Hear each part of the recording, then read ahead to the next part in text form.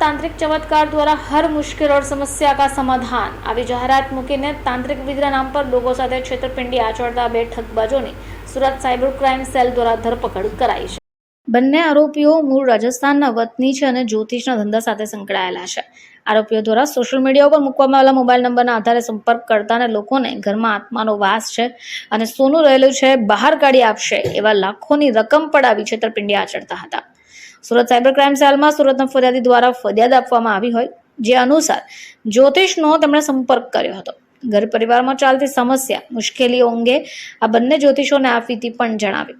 વર્ષ 2020 થી 2023 દરમિયાન આ બંને જ્યોતિષો દ્વારા ફરિયાદીને તાંત્રિક ચમત્કાર દ્વારા મુશ્કેલ અને સમસ્યાનું સમાધાન કરી આપવાના નામ પર વિધિને બહાને 15 લાખથી વધુની રકમ પડાવી હતી। સોના ચાંદીના ઘરેણા પણ જ્યોતિષો દ્વારા પડાવી લેવાયા હતા।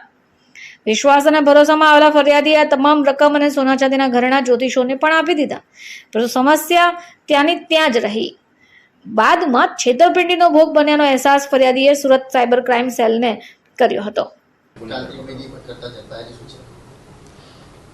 પોલીસ કમિશનર શ્રી સુરત શહેર, અધિક police commissioner Shri crime branch Surat શહેર, નાયબ police commissioner Shri crime branch Surat શહેરનાઓની સૂચના અનુસાર શહેરના નાગરિકો સાયબર ક્રાઇમનો ફાઇનાન્શિયલ ફ્રોડનો ભોગ ન બને અથવા જો એવા ગુના આચરવામાં આવ્યા હોય તો તેવા ટોળકીઓને પકડી પાડવામાં આવે તે માટે સૂચના આપવામાં આવેલ। તે સૂચના અંતર્ગત સાયબર ક્રાઇમ પોલીસ સ્ટેશનની અંદર અરજદારની એક FIR નોંધવામાં આવી હતી, જેમાં ઓક્ટોબર 2022થી લઈને મે 2023 સુધી જે અરજદાર છે એ ફાઇનાન્શિયલ ફ્રોડનો ભોગ બનેલ। એમાં અરજદારને થોડી ઘણી ઘરમાં તકલીફ હતી, એ હિસાબે ફેસબુક ઉપર શૈલેન્દ્રનાથ અઘોરી નામનું ફેસબુક એકાઉન્ટ છે, એના ઉપર એવું લખેલ અરજદારને મળ્યું કે તાંત્રિક વિધિ से सभी समस्याओं का समाधान करे। અરજદારને તેમાં વિશ્વાસ પડતા અરજદારે સદર એકાઉન્ટ ધારકનો સંપર્ક કરેલ, ત્યારબાદ વોટ્સઅપ પર તેમની સાથે વાતચીત થયેલ। તો આ અઘોરી શૈલેન્દ્રનાથ જે છે, જેમનું મૂળ નામ છે મુનીશ ભાર્ગવ, તેઓએ અઘોરી શૈલેન્દ્રનાથના નામે એકાઉન્ટ ખોલીને દેશભરમાંથી ભોળા લોકોને ભોળવીને અને તેમની પાસેથી નાણાં પડાવવાનું કામગીરી કરતો હતો। એ દરમિયાન અરજદારનો સંપર્ક થતાં એમણે તમારા ઘરમાં ભૂતોનો વાસ છે, તમારા ઘરમાં ઘણું સોનું છે, દુષ્ટ આત્માઓનો વાસ છે, વિધિ કરવી પડશે એમ કહીને ટુકડે ટુકડે પૈસા ઓનલાઈન ટ્રાન્ઝેક્શન કરાવીને પોતાના જ અલગ અલગ બેંક એકાઉન્ટોની અંદર પૈસા નખાવ્યા છે। લગભગ જોઈએ તો આ જે 6 થી 7 મહિનાનો સમયગાળાની અંદર 15,51,510 રૂપિયા ફરિયાદીના મુનીશ ભાર્ગવ ઉર્ફે શૈલેન્દ્રનાથ અઘોરીએ ભોળવીને ફ્રોડ કરીને લઈ લીધેલા છે। આ દરમિયાન એક વખત મુનીશ ભાર્ગવ પોતાના સાગરીત મનોજ ભાર્ગવની સાથે સુરત ખાતે આવેલ અને ફરિયાદીને ભોળવીને એમના ઘરમાં વિધિ કરવા માટે જણાવેલ, જે માટે ફરિયાદીએ ઘરમાં ખાડો ખોદાવેલ।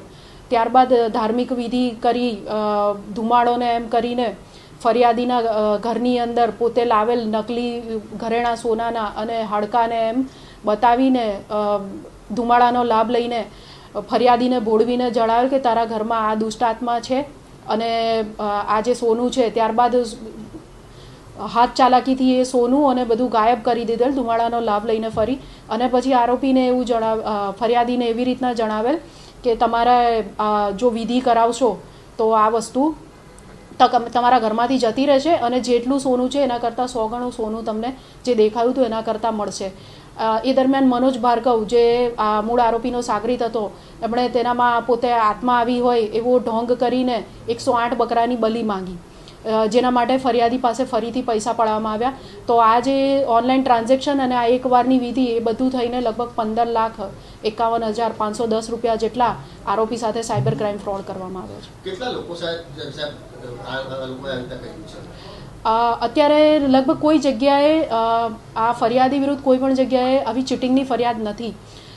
કાળા જાદુનું નામ આવે ત્યાં લોકો ગભરાઈ જતા હોય છે કે અમે બાબાજીની ફરિયાદ કરીશું તો આવું કંઈક થશે, પણ એમની પૂછપરછ હજુ ચાલુ છે। જે દરમિયાન અમને એવું જાણવા મળ્યું છે કે નાની મોટી અમાઉન્ટ ગણીએ 2-5 હજાર, તો વિધિના નામે આ રીતના એમણે ઓનલાઈન ટ્રાન્સફરને એમ લઈને લગભગ 100થી વધુ લોકો સાથે છેતરપિંડી કરેલી છે, પણ એ વિશે ફરિયાદ હજુ ક્યાંય નોંધાઈ નથી।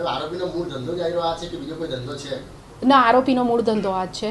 આરોપી લગભગ 2 વર્ષ પહેલાં પંજાબના કપૂરથલામાં જે ટ્રસ્ટ મંદિર હોય છે ત્યાં આગળ દુકાન બહાર વિધિ હવન માટે ભાડે આપતા હોય છે એ પ્રકારની પણ કામગીરી કરતો હતો. મૂળ હવન કરવાનું, કુંડલી બનાવવાનું, એ બધું બેઝિક જે પૂજા અને હવન એ રીતની કામગીરી એ આરોપીની મૂળ કામગીરી છે. તાંત્રિક વિધિ કશે શીખા છે એવું કંઈ જાણવા મળ્યું છે? ના. બ્યુરો રિપોર્ટ, ચેનલ આઈ વિટનેસ.